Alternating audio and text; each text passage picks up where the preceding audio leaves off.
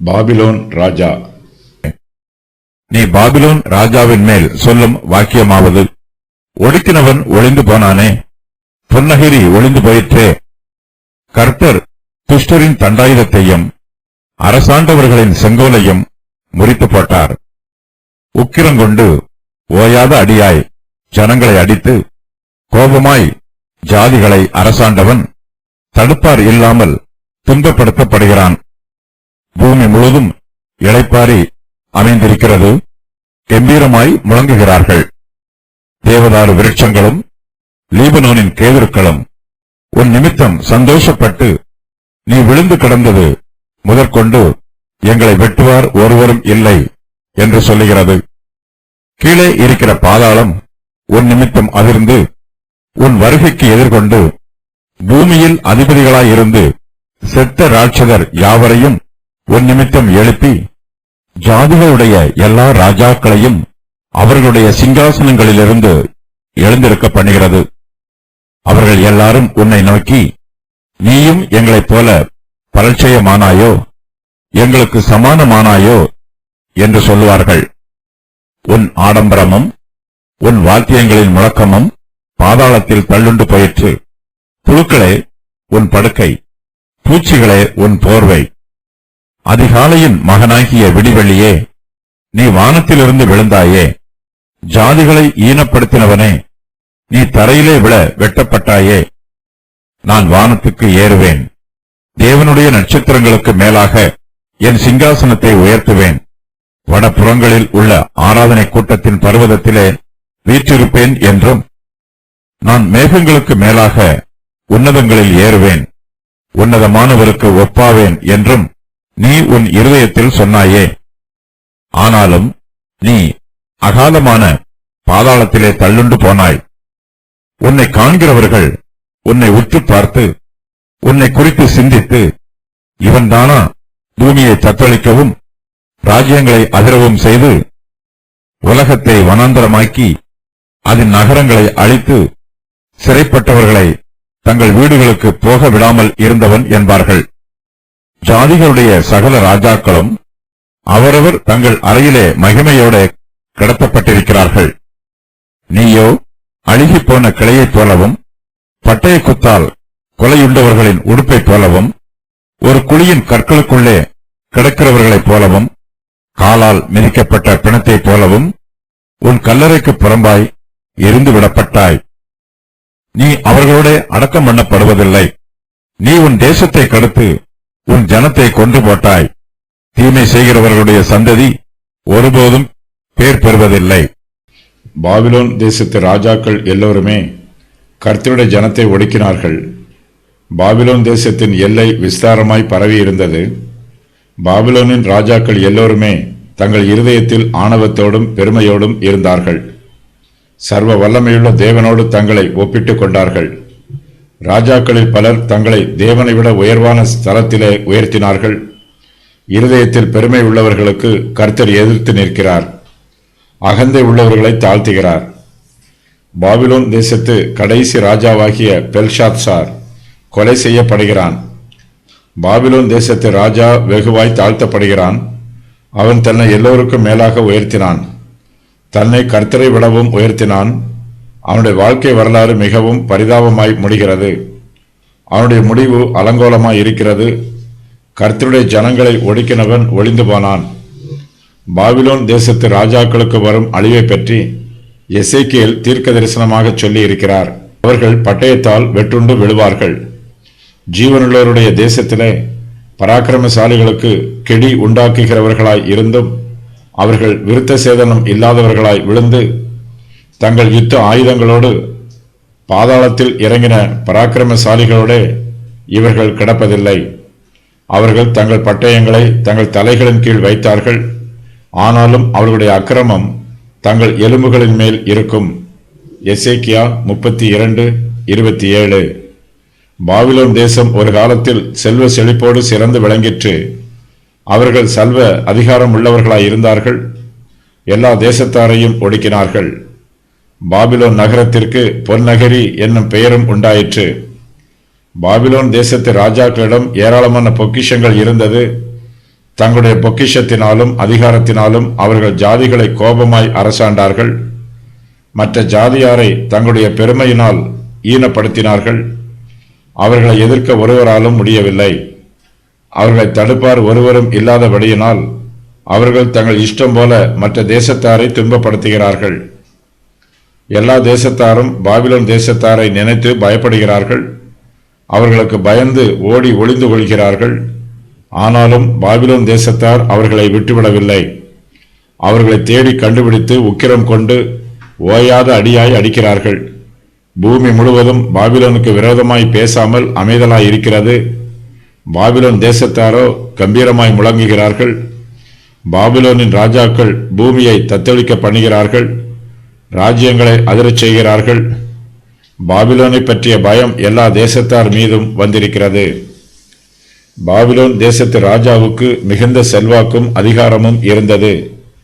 அவனிடத்தில் திரளான ஐஸ்வர்யமும் இருக்கிறது. ஆனால் அவனோ தன்னுடைய அதிகாரத்தையும் ஐஸ்வர்யத்தையும் தவறான வழிகளில் துஷ்பிரயோகம் பண்ணுகிறான். எல்லா ஜனங்களையும் ஒடுக்குகிறான்.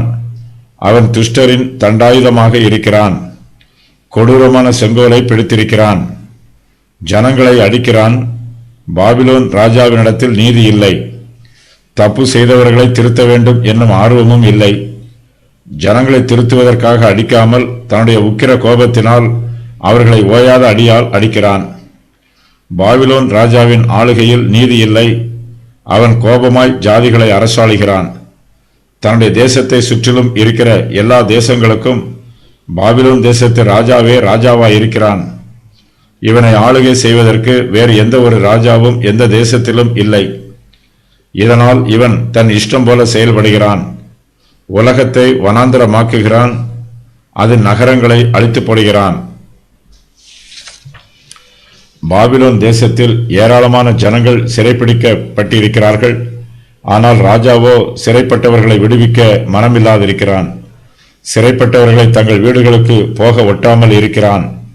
பாபிலோன் தேசத்தில் அந்நிய ஜனங்கள் ஏராளமானோர் சிறையிருப்பில் இருக்கிறார்கள். அவர்களில் யூதர்களின் எண்ணிக்கையே அதிகம். பாபிலோன் ராஜா மற்றவர்களை அழித்ததோடு தன்னுடைய ஜனத்தையும் அழித்து போட்டான். அவன் தன் தேசத்தை கெடுத்து தன் ஜனத்தை கொன்று போட்டான். பாபிலோன் ராஜாவின் இருதயத்தில் அகந்தையும் பெருமையும் இருக்கிறது. அவனிடத்தில் ஆடம்பரமும் வாத்தியங்களின் முழக்கமும் காணப்படுகிறது.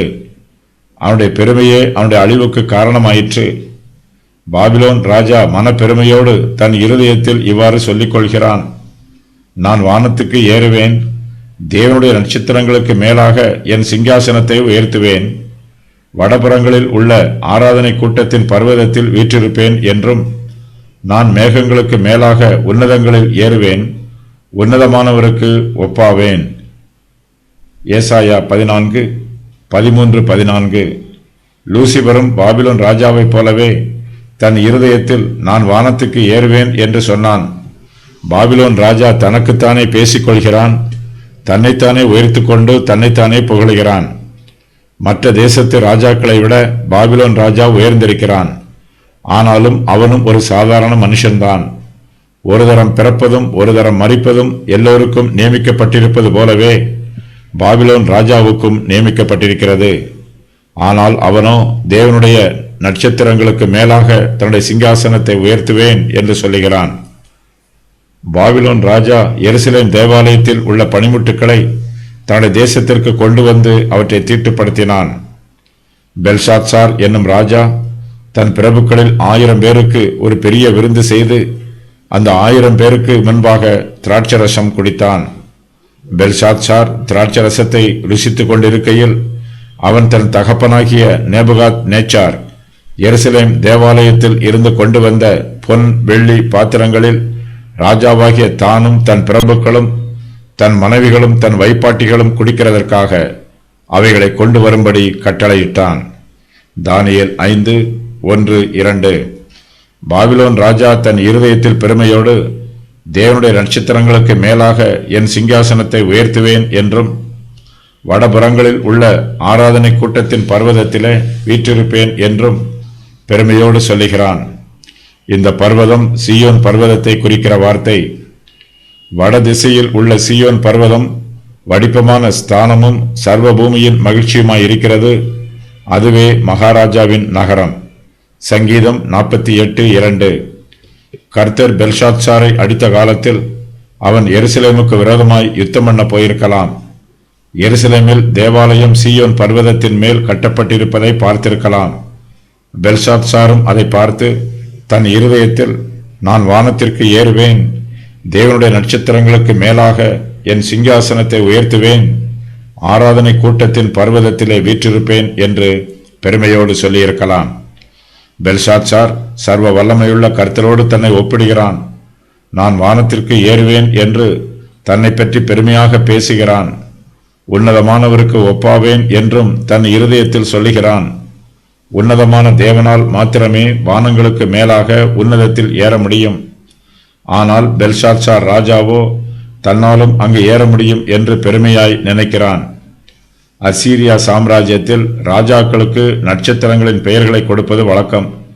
பெல்ஷாத்சார் தன்னை போலவே தேவனையும் நினைத்து, தேவனுடைய நட்சத்திரங்களுக்கு மேலாக என் சிங்காசனத்தை உயர்த்துவேன் என்று சொல்லுகிறான். பாபிலோன் ராஜா ஜனங்களை ஒடுக்கினான்.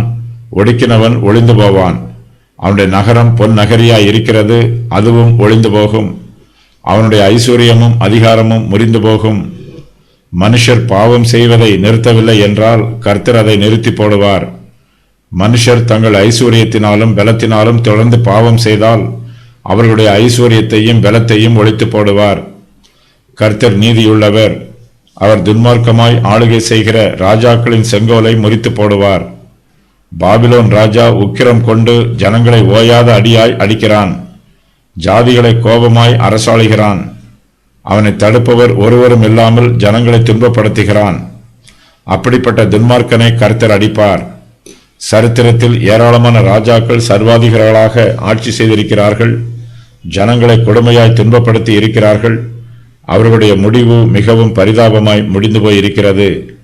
திபேரியு ராஜா, நீரோ ராஜா ஆகியோர் பரிதாபமாய் செத்துப்போனார்கள். பாபிலோன் ராஜா கொலை செய்யப்படுவான். மரித்தவனைப் போல பலட்சியப்பட்டு போவான். அவனுடைய ஆடம்பரம் பாதாளத்தில் தள்ளுண்டு போயிற்று.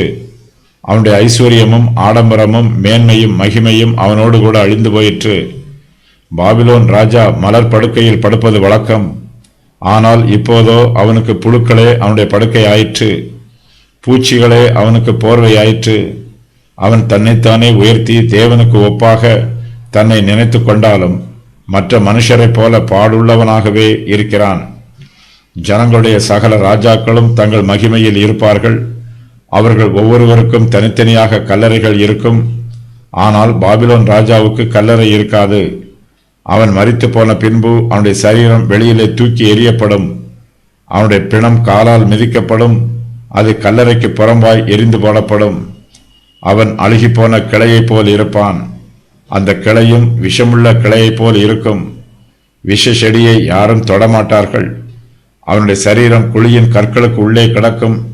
பட்டய குத்தால் கொலையுண்டவர்களின் உடுப்பை போல ராஜாவின் சரீரம் கேட்பார் இல்லாமல் வெளியிலே கிடக்கும். பாபிலோன் ராஜாவின் பிணத்தை குதிரைகள் தங்கள் கால்களால் மிதிக்கும். அவன் தன்னுடைய முன்னோரின் கல்லறைகளில் அடக்கம் பண்ணப்படுவதில்லை. பாபிலோன் ராஜா மரித்து போன பின்பு தேசம் அமைதியாயிருக்கும். தேசத்திற்கு பிரச்சனையாய் இருந்தவன் செத்துப்போனான். இனிமேல் தேசத்தில் பிரச்சனை இருக்காது. ஜனங்களை துன்பப்படுத்தின ராஜா மரித்து போனதினால் பூமி முழுவதும் இளைப்பாரி அமைந்திருக்கிறது. ஜனங்கள் ஆனந்த சந்தோஷமாய் பாடல்களை பாடுகிறார்கள், கம்பீரமாய் முழங்குகிறார்கள். தேவதாரு விருட்சங்களும் லீபனோனின் கேதர்களும் பாபிலோனின் ராஜா செத்துப்போனதினால் சந்தோஷமாய் இருக்கிறது. தங்களை வெட்டுவதற்கு ஒருவரும் இல்லை என்று ஆனந்த சந்தோஷமாய் நினைக்கிறது. இஸ்ரவேல் தேசத்திற்கு அருகாமையில் உள்ள தேசத்தார் தேவதாரு விருட்சங்களாகவும் கேதுரு விருட்சங்களாகவும் சொல்லப்பட்டிருக்கிறார்கள். லீபனோனே, அக்கினி உன் கேதுரு மரங்களை பட்சிக்கும்படி உன் வாசல்களை திற. தேவதாரு விருட்சங்களே புலம்புங்கள், கேதுரு மரங்கள் விழுந்ததே, பிரபலமானவைகள் பாழாக்கப்பட்டன. பாசானின் கர்வாலி மரங்களே புலம்புங்கள், அரணுள்ள சோலை கீழே தள்ளப்பட்டது. சகரியா 11:1-2. பாபிலோன் ராஜா மரித்து போகும்போது இந்த பூமியிலே ஏற்கனவே மரித்து போனவர்கள் பாதாளத்திலே அவனை வரவேற்பார்கள். கீழே இருக்கிற பாதாளம் அவன் நிமித்தமாய் அதிரும். அவனுடைய வருகைக்கு எதிர்கொண்டு பூமியில் அதிபதிகளாய் இருந்து செத்த ராட்சதர் யாவரும் அவன் நிமித்தம் எழும்புவார்கள். அவர்களோடு சேர்ந்து ஜாதிகளுடைய எல்லா ராஜாக்களும் அவர்களுடைய சிங்காசனத்தில் இருந்து எழும்புவார்கள். இவர்கள் உயிரோடு இருந்தபோது பாபிலோன் ராஜாவுக்கு முன்பாக தங்கள் சிங்காசனத்தில் அவனுக்கு சமமாய் அமர்ந்திருக்க முடியாது. ராஜா அனுமதி கொடுக்கும் போதுதான் அவர்களால் உட்கார முடியும். ஆனால் இப்போதோ பாபிலோன் ராஜா மரித்து போய்விட்டான். அவனுடைய அதிகாரமும் பலனும் அவனோடு கூட மரித்து போய்விட்டது. ஒரு காலத்தில் அவனுக்கு கீழாக இருந்த ராஜாக்கள் எல்லோரும் அவனை பார்த்து, நீயும் எங்களைப் போல பலட்சயமானாயோ, எங்களுக்கு சமானமானாயோ என்று ஏளனமாய் கேட்பார்கள். பாபிலோன் ராஜா உயிரோடு இருந்தபோது தன்னை உன்னதமான தேவனுக்கு ஒப்பாக்கினான். தனக்கு மரணமே இல்லாதவன் போல நடந்து கொண்டான். ஆனால் இப்போதோ சாதாரண ராஜாக்களைப் போல அவனும் மரித்து போய்விட்டான். சாதாரண ஜனங்களுக்கு மரணம் வருவது போல பாபிலோன் ராஜாவுக்கும் மரணம் வந்திருக்கிறது. பாபிலோன் ராஜா, நான் வானத்திற்கு ஏறுவேன், மேகங்களுக்கு மேலாக உன்னதங்களில் ஏறுவேன் என்று பெருமையோடு சொன்னான். ஆனால் இப்போதோ அவன் மரித்து போய் பாதாளத்தில் தள்ளப்பட்டிருக்கிறான். அவனோடு சேர்ந்து அவனுடைய ஆடம்பரமும் அவனுடைய வாத்தியங்களின் முழக்கமும் பாதாளத்தில் தள்ளுண்டு போயிற்று. அவனுக்கு முன்பாக மரித்து போய் பாதாளத்திலே இருக்கிறவர்கள் அவனை பார்த்து, அதிகாலையின் மகனாகிய விடிவெள்ளியே, நீ வானத்தில் இருந்து விழுந்தாயே என்று பரிதாபமாக கேட்பார்கள். அவன் விடிவெள்ளியைப் போல பிரகாசமாய் இருந்தான். ஆனால் இப்போதோ ஆகாதமான பாதாளத்திலே தள்ளுண்டு போயிருக்கிறான். இக்காலத்திலே கூட அதிகாரத்திலும் ஐஸ்வர்யத்திலும் பெருகி இருக்கிறவர்கள் தங்கள் இருதயத்தில் இருமாப்போடும் பெருமையோடும் இருக்கிறார்கள். தங்களுக்கு அழிவே வராதது போல ஆணவமாய் பேசுகிறார்கள். அப்படிப்பட்டவர்கள் கூட தங்களுடைய மரணத்தை நினைத்து பார்க்க வேண்டும். தாங்கள் மரிக்கும்போது தங்களுடைய ஐஸ்வர்யமும் அதிகாரமும் தங்களோடு கூட வரப்போவதில்லை என்பதை உணர வேண்டும். மரித்த பின்பு ஏற்கனவே மரித்து போன மற்ற மனுஷரைப் போலவே தாங்களும் அகாதமான பாதாளத்திலே தள்ளப்படுவோம் என்பதை புரிந்து கொள்ள வேண்டும். பாபிலோன் ராஜா பாதாளத்திலே தள்ளுண்டு போன பின்பு அங்கு அவனுக்கு முன்பாக போனவர்கள் அவனை உற்று பார்த்து அவனை குறித்து சிந்திப்பார்கள்.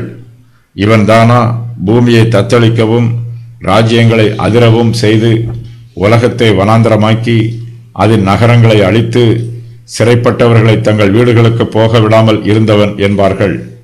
மரணம் வரும்போது மனுஷனுக்கு மிகப்பெரிய மாற்றம் வரும். பாபிலோன் ராஜாவுக்கோ அவனுடைய மரணம் அவனுக்கு பெரிய மாற்றத்தை கொடுத்திருக்கிறது.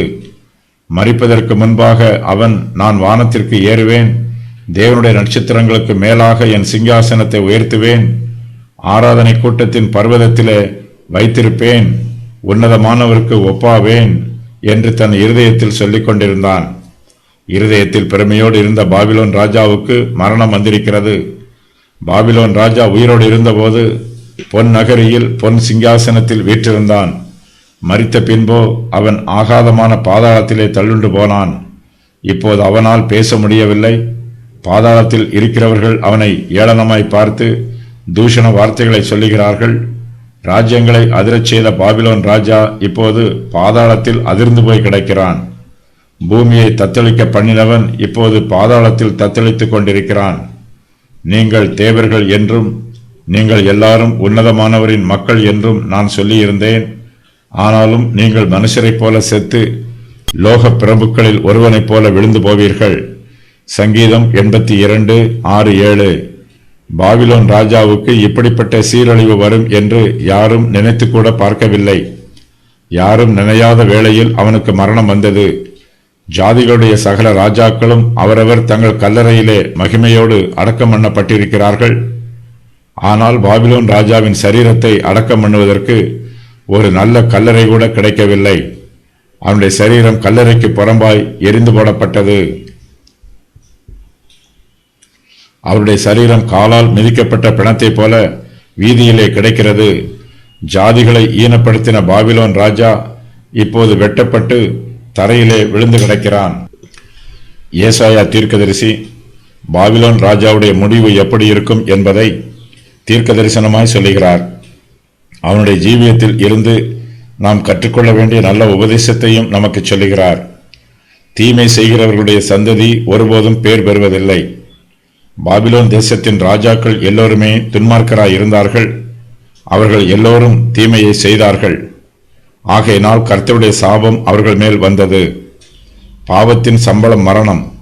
பாபிலோன் ராஜாக்களில் ஒருவனும் பேர் பெறவில்லை. எல்லோரும் அழிந்து போனார்கள், ஒன்றும் இல்லாமல் போய்விட்டார்கள். ஏசாயா 14:5வது வசனத்தில் அந்தி கிறிஸ்துவே துஷ்டன் என்றும் அக்கிரமக்காரன் என்றும் விவரிக்கப்படுகிறான். இவன் கேட்டின் மகனாகிய பாவ மனுஷனானவான். அவன் எதிர்த்து நிற்கிறவனாயும் தேவன் எண்ணப்படுவது எதுவோ ஆராதிக்கப்படுவது எதுவோ அவை எல்லாவற்றிற்கும் மேலாக தன்னை உயர்த்துகிறவனாயும் தேவனுடைய ஆலயத்தில் தேவன் போல உட்கார்ந்து தன்னைத்தான் தேவன் என்று காண்பிக்கிறவனாயும் இருப்பான். 2 தெசலோனிக்கேயர் 2:3-4 அந்தி கிறிஸ்துவை பற்றிய செய்திகள்.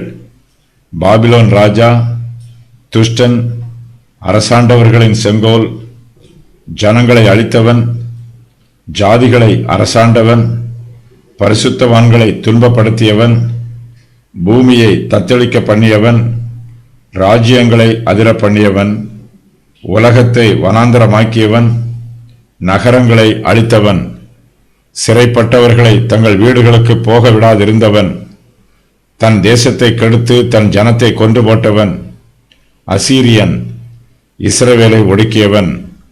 பூமி முழுவதும் இளைப்பாரி அமைந்திருக்கிறது என்பது 1000 வருஷ அரசாட்சியில் நடைபெறும் சம்பவம். ஆதாமின் வீழ்ச்சியில் இருந்து இதுவரையிலும் பூமி இளைப்பாரி அமைந்திருக்கவில்லை. இக்காலத்தில் தேவதாரு விருட்சங்களும் லீபனோனின் கேதர்களும் அந்தி கிறிஸ்துவின் வீழ்ச்சி நிமித்தம் சந்தோஷப்படும். கீழே இருக்கிற பாதாளம் என்பது நரகத்தை குறிக்கும் வாக்கியம். பாதாளம் பூமியின் கீழே இருக்கிறது.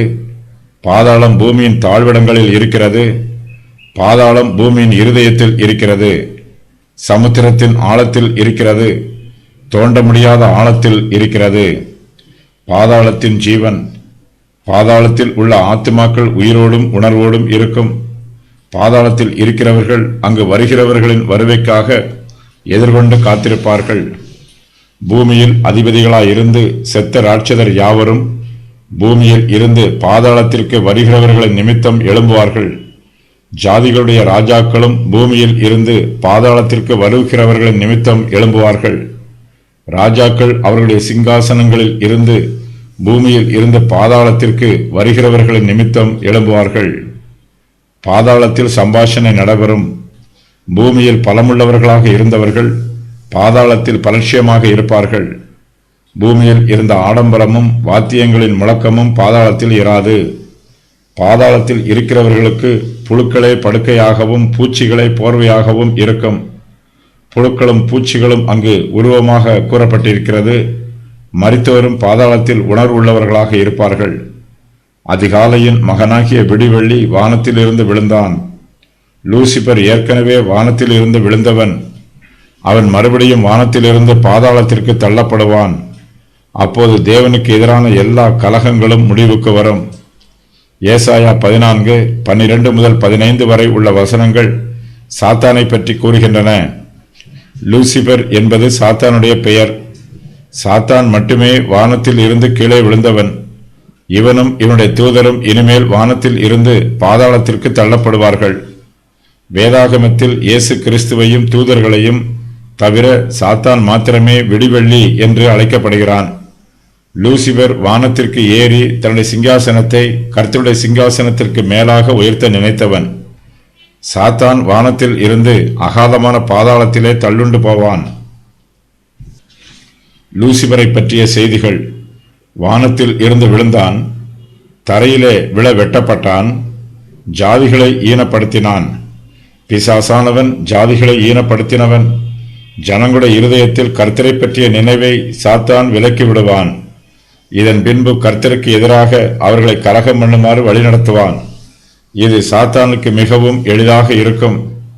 பரலோகம் பூமியின் வடபுறத்தில் இருப்பதாக வேத பண்டிதர்கள் கூறுகிறார்கள். பரலோகத்தில் உள்ள ஆராதனை கூட்டத்தார் இந்த பர்வதத்தில் வந்து கர்த்தரை ஆராதிக்கிறார்கள். ஏசாயா 14:16 வசனத்தில் இருந்து பாபிலோனின் ராஜாவை பற்றி கூறப்பட்டிருக்கிறது. ஏசாயா 14:9-20 வரை உள்ள வசனங்களில் இவன் லூசிபராகவும் விவரிக்கப்பட்டிருக்கிறான். ஏசாயா 14:9 முதல் 11 வரை, 16 முதல் 20 வரை உள்ள வசனங்களில் ஒரு மனுஷனும், ஏசாயா 14:12 முதல் 15 வரை உள்ள வசனங்களில் ஒரு தேவதூதனும் குறிப்பிடப்பட்டிருக்கிறார்கள். பூமியின் ராஜாக்கள் நல்லடக்கம் பண்ணப்பட்டிருக்கிறார்கள். ஆனால் அந்தி கிறிஸ்துவோ கல்லறையில் அடக்கம் பண்ணப்படுவதில்லை. அந்தி கிறிஸ்துவின் ஒப்புமை அழுகிப்போன கிளை, கொலையுண்டவர்களின் உடுப்பு, காலால் மிதிக்கப்பட்ட பிணம். பூமியின் ராஜாக்களைப் போல அந்தி கிறிஸ்து அடக்கம் பண்ணப்பட மாட்டான். அவனுடைய பாவங்களே இதற்கு காரணம். இயேசு கிறிஸ்து அந்தி கிறிஸ்துவை அழித்து அக்கினி கடலில் எரிந்து விடுவார்.